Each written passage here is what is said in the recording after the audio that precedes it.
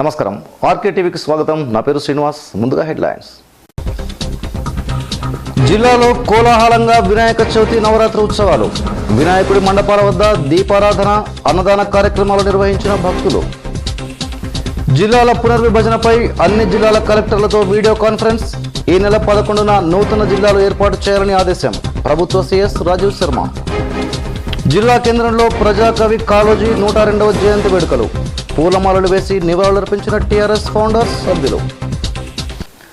వినాయక నవరాత్రి ఉత్సవాల సందర్భంగా జిల్లా కేంద్రంలోని నాయనగౌడ్ కాలనీలో ఏర్పాటు చేసిన మట్టి వినాయక విగ్రహ మండపం దగ్గర పెద్ద ఎత్తున మహిళలు దీపారాధన కార్యక్రమం నిర్వహించారు. ఈ సందర్భంగా అర్చకులు మాట్లాడుతూ దీపం పరబ్రహ్మ స్వరూపమని, దేవునికి కృతజ్ఞతాభావంతో దీపారాధన కార్యక్రమం చేయాలన్నారు. దీపారాధన చేయడం వల్ల దేవుడు ఆయురారోగ్య అష్టైశ్వర్యాలు కల్పిస్తారని చెప్పారు.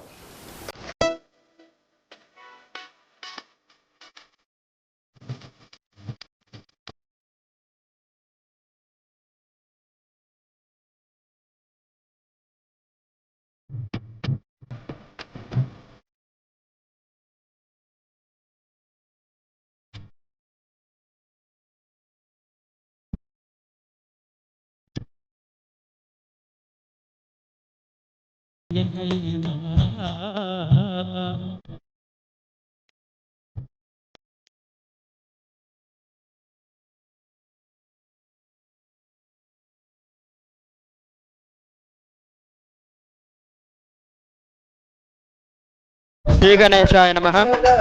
ఈరోజు చాలా ఎంతో వైభవపేతంగా స్థానిక గౌడ్స్ కాలనీలో వినాయక నవరాత్రి ఉత్సవాల్లో భాగంగా వినాయక దీక్షను పురస్కరించుకుని విశేష దీపాలంకరణ సేవని చేయడం జరిగింది. దీపము పరబ్రహ్మ స్వరూపము. అయితే మనము దేవుడికి కృతజ్ఞతాభావం చూపించడానికి ఈ దీపారాధన ప్రతినిత్యం చేయాలి. ఆ విధంగా చేయడం ద్వారా మనకి భగవంతుడు ఆయురారోగ్య ఐశ్వర్యాలు ప్రసాదించి ఇహలోకంలో సుఖాలన్నీ అనుభవించినట్లు ఆ విఘ్ననాయకుడు మనకి అనుగ్రహిస్తాడు. ఈ విధంగా ఎంతో వైభవపేతంగా స్థానిక కాలనీలో ఉన్న మహిళలచే దీపోత్సవ కార్యక్రమాన్ని గత 3 సంవత్సరాలుగా నిర్వహిస్తూ ఇది 4వ సంవత్సరం ఎంతో దిగ్విజయపేతంగా నిర్వహించడం జరిగింది. ప్రజాకవి కాళోజీ 102వ జయంతి వేడుకలు జిల్లా కేంద్రంలో ఘనంగా జరుపుకున్నారు. ఈ సందర్భంగా స్థానిక R&B అతిథి గృహంలో టీఆర్ఎస్ ఫౌండర్స్ ఆధ్వర్యంలో కాళోజీ చిత్రపటానికి పూలమాలలు వేసి నివాళులర్పించారు. ఈ సందర్భంగా ఆయన మాట్లాడుతూ తెలంగాణ కోసం కాళోజీ ఎంతో శ్రమించారని గుర్తు చేశారు. తెలంగాణ సాహిత్యాన్ని వెలుగులోకి తెచ్చిన మహనీయుడని కొనియాడారు.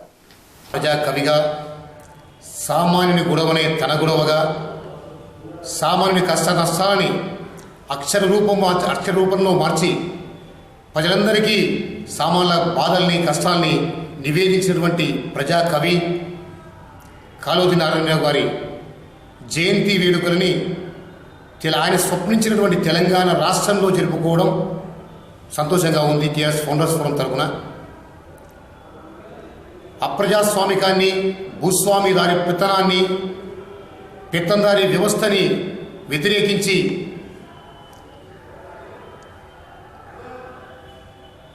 వారి కష్ట నష్టాలను, సామాన్య కష్ట నష్టాల కోసం ఎలుగెత్తి చాటినటువంటి ప్రజాకవి కాళోజీ నారాయణరావు గారు. ఈ సందర్భంలో కాళోజీ నారాయణరావు గారు చెప్పినటువంటి పుట్టుక నాది, చావు నాది, బ్రతుకంతా తెలంగాణది అనే ఆయన ఆశయాన్ని కొనసాగిస్తామని చెప్పి, అదేవిధంగా ఆయన నిలదించినటువంటి పరాయి ప్రాంతం వాడు ద్రోహం చేస్తే వారి ప్రాంతం వరకు తరిమి కొడతాం, మన ప్రాంతం వాడే ద్రోహం చేస్తే ఈ ప్రాంతంలోనే పాతరేస్తామనే నినాదాన్ని పుణికి పుచ్చుకుంటూ ఆయన స్వాధించినటువంటి, ఆయన ధ్యాసలో ఉన్నటువంటి, ఆయన స్వప్నించినటువంటి బంగారు తెలంగాణ నిర్మాణం కోసం, బంగారు తెలంగాణ పునర్నిర్మాణం కోసం అహర్నిశలు కష్టపడతామని చెప్పి ఆయన ఆశయాలు కొనసాగిస్తామని చెప్పి తెలియజేసుకుంటూ జిల్లా పునర్విభజనపై ప్రభుత్వ ప్రధాన కార్యదర్శి రాజీవ్ శర్మ అన్ని జిల్లాల కలెక్టర్లతో వీడియో కాన్ఫరెన్స్ నిర్వహించారు.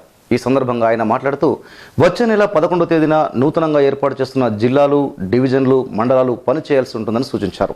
ఈ మేరకు ఫైళ్లు, ఫర్నిచర్, ఉద్యోగుల విభజన 11వ తేదీ నాటికి పూర్తి చేసుకుని పాలన సాగించాలని ఆదేశించారు. ఈ సందర్భంగా సాక్షర భారత్, జాతీయ ఉపాధి హామీ సిబ్బంది పంపకాలపై అడిగిన సందేహాలకు సీఎస్ రాజీవ్ శర్మ సమాధానాలిచ్చారు. నూతనంగా ఏర్పాటు చేస్తున్న మండలాల్లో ఎస్ఐ, తహసీల్దార్, ఎంపీడీఓ, ఎంఈఓలు 11వ తేదీ నుంచే విధుల్లో చేరాలని సూచించారు. ఈ వీడియో కాన్ఫరెన్స్లో జేసీ రామకిషన్, అన్ని శాఖల ముఖ్య అధికారులు పాల్గొన్నారు.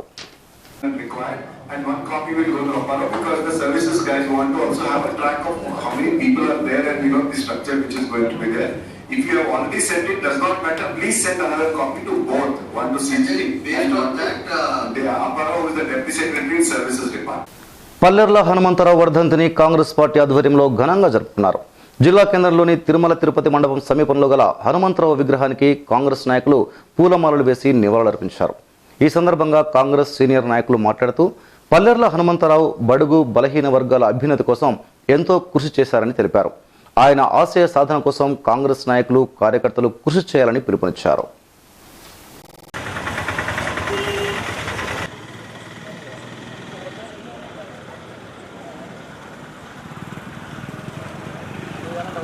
ఇక్కడ ఏర్పాటు చేసినటువంటి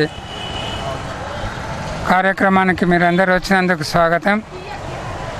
ఆ కాలంలో ఆ తరం వారైనటువంటి స్వాతంత్ర సమరం తర్వాత మొట్టమొదటగా ఎమ్మెల్యేలుగా, ఎంపీలుగా, తర్వాత మంత్రిగా చేసినటువంటి ఘనత వహించిన మహబూబ్నగర్ పాలమూరుకు సంబంధించినటువంటి పల్లెల హనుమంతరావు గారు అనేకమైనటువంటి ప్రజాస్వామ్యంలో, తర్వాత స్వాతంత్ర సమరంలో పాల్గొనేటువంటి దిట్టలు. అంతేగాక పల్లెల హనుమంతరావుకు ముఖ్యంగా మతాతీతమైనటువంటి రాజ్యాంగం మీద చాలా నిబద్ధత కలిగినటువంటి వ్యక్తి.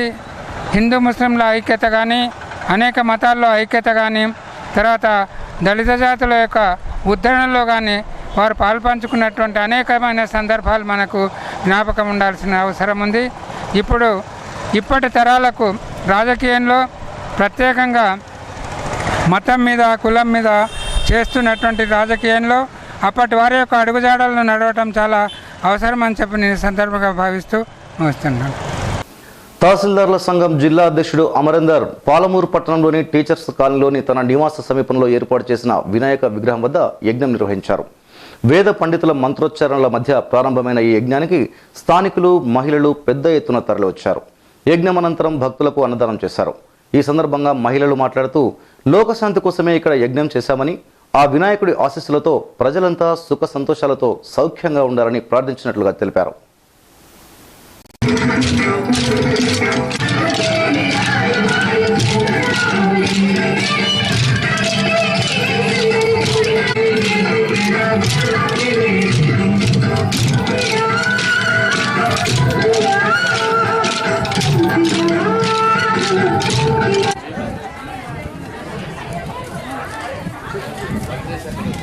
చేసుకోవాలని కూడా అంటారు.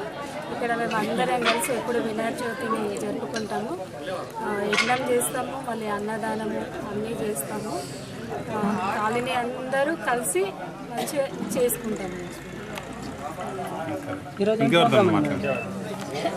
ప్రతి 7 సంవత్సరాల నుంచి మేము ఈ గణపతి పూజా కార్యక్రమం జరుపుకుంటున్నాము. నిమజ్జనం కన్నా ముందు రోజు గణపతి హోమము చేసుకుని అన్నదాన కార్యక్రమం చేసుకుంటాము. అందరం కలిసి కాలనీ వాసుల సహాయ సహకారాలతో ఈ కార్యక్రమం చేసుకుంటాము. పాలమూరు పట్టణంలోని న్యూ టౌన్లో గల శ్రీనిధి జూనియర్ కళాశాల ఫ్రెషెస్ట్ డే వేడుకల్ని విద్యార్థులు ఘనంగా జరుపుకున్నారు. జిల్లా కేంద్రంలోని సాయికృష్ణ ఫంక్షన్ హాల్లో ఏర్పాటు చేసిన ఈ కార్యక్రమానికి స్థానిక ఎమ్మెల్యే శ్రీనివాస్ గౌడ్ ముఖ్య అతిథిగా హాజరయ్యారు. ఈ సందర్భంగా ఆయన మాట్లాడుతూ విద్యార్థులకు తన వంతు సహాయ సహకారాలు అందించేందుకు ఎల్లవేళలా అందుబాటులో ఉంటానని హామీ ఇచ్చారు. విద్యార్థులకు తమకు వచ్చిన అవకాశాలను సద్వినియోగం చేసుకుంటూ ముందుకు సాగాలని సూచించారు. అంతకుముందు ఎమ్మెల్యేను కళాశాల యాజమాన్యం ఆధ్వర్యంలో ఘనంగా సన్మానించారు. అనంతరం కళాశాల విద్యార్థులు ప్రదర్శించిన సాంస్కృతిక కార్యక్రమాలు ఆహుతులను ఎంతో ఆకట్టుకున్నాయి.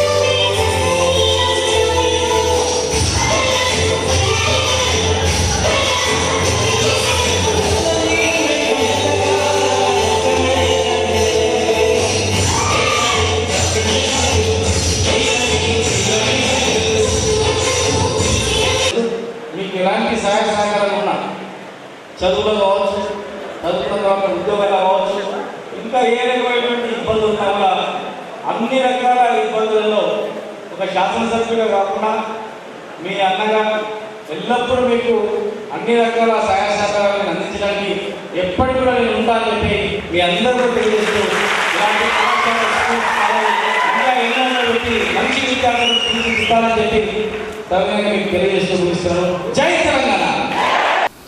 పట్టణ కేంద్రంలోని వినాయక చవితి నవరాత్రి ఉత్సవాలు ఘనంగా జరుగుతున్నాయి. వివిధ మండపాల వద్ద సాంస్కృతిక కార్యక్రమాలు, నృత్యాలు, అన్నదానం కార్యక్రమాలు భక్తులు ఉత్సాహంగా నిర్వహిస్తున్నారు. పట్టణంలోని పంచముఖి దేవాలయంలో ప్రతిష్ఠించిన మట్టి వినాయకులకు కాలనీవాసులు ప్రత్యేక పూజలు చేశారు. ఈ సందర్భంగా పంచముఖి ఆలయ కమిటీ సభ్యులు మట్టి విగ్రహాన్ని పూజించి పర్యావరణాన్ని కాపాడాల్సిన బాధ్యత అందరిపై ఉందన్నారు. విఘ్నాలు తొలగించి సుఖశాంతులతో జీవనం సాగించాలని భగవంతుని ప్రార్థించారు. అనంతరం ఆలయ కమిటీ ఆధ్వర్యంలో అన్నదాన కార్యక్రమాన్ని ఏర్పాటు చేశారు.